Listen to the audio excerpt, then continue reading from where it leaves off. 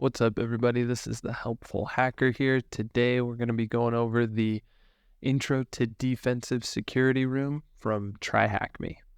So this room is just going to cover some basics of defensive security, talk about some different sectors of defensive security, and then at the end, it gives you a little example, and we'll go through this mock day in the life of a SOC analyst thing. It's pretty cool, so let's get started with task 1. So task 1 is just going to give you a quick overview of defensive security, how it's the opposite of offensive security, and the two main tasks, which is pretty consistent through all of defensive security. And it's preventing intrusions and detecting intrusions when they happen. So you can read through that. It's pretty straightforward. One reason why I love TryHackMe, if you don't know what anything is, a lot of times they'll have these dots, click on it, and it'll tell you what an intrusion prevention system is, stuff like that, or a SOC, what that stands for, or DFIR, right? So go through, read that, make sure you understand it all. And yeah, this is just a pretty straightforward introduction. So you can click that correct answer there at the bottom. And with that, you're done with task 1. So now we'll move on to task 2, which is going to talk about the different areas of defensive security. So you have your security operations center. This is where a lot of people, if they want to get into the defensive side of cybersecurity, this is where they'll start.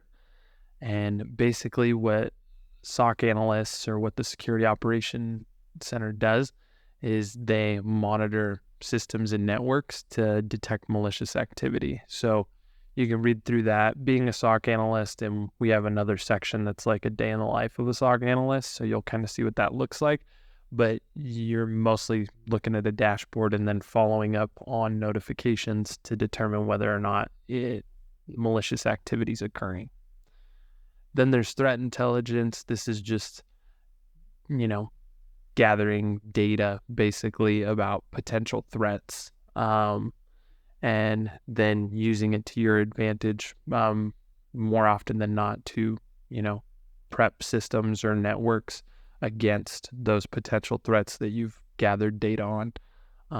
So there's specific jobs in this, but that usually comes after you've been like an entry-level SOC analyst, and both of those also kind of go in hand, hence why they're both in the same section. So you can read through that, and then you have digital forensics and incident response. These are always kind of grouped together, and basically it's exactly what you think it is: digital forensics, investigating crimes and that sort of stuff. And then, I think of it as almost like digital forensics is like what police do, and then incident response is like what a company would do. Right. And that's why they're kind of grouped together in the same thing, because they do very similar things. Digital forensics, when you put forensics at the end of something, it just means involving crime.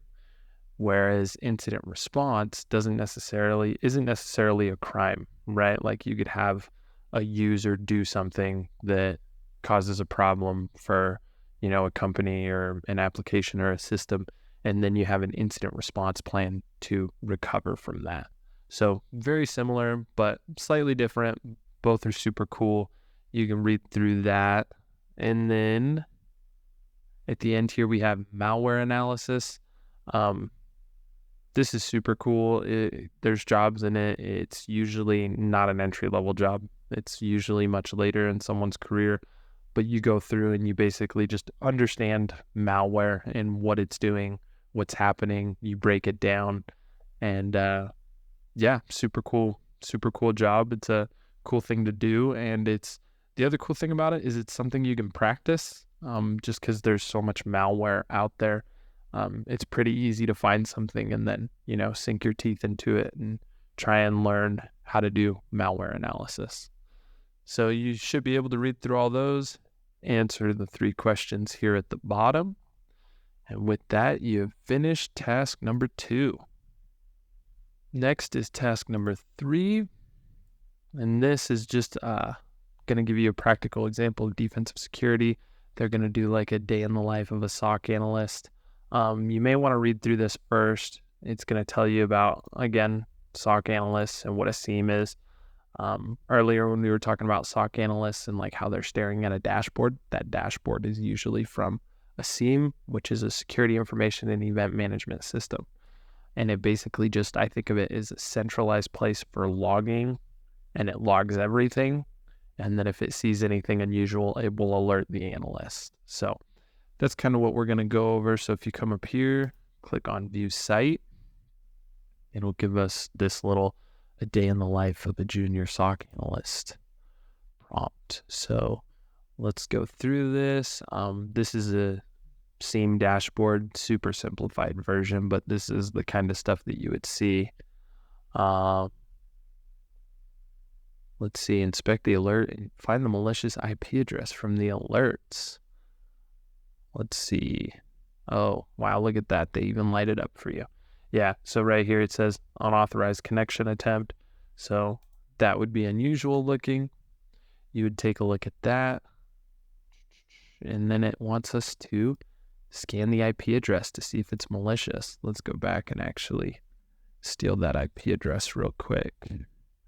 It's 143, wrong one. 3110.250.149.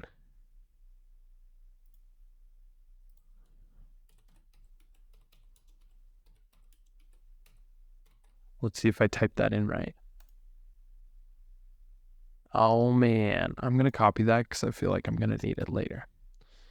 So you've scanned the IP address that you tried to make this unauthorized connection. You find out it's coming from China, and it looks malicious.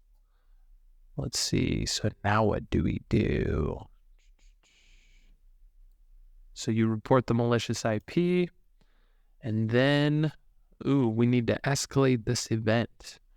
So if you're a SOC analyst, you're probably working under a SOC team lead, right? So if you found something like this, you would then escalate it to a SOC team lead.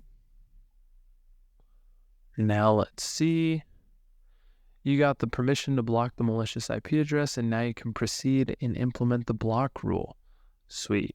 So you escalate it, and then they tell you, great, it's malicious, put a block so that the IP address can't reach out anymore.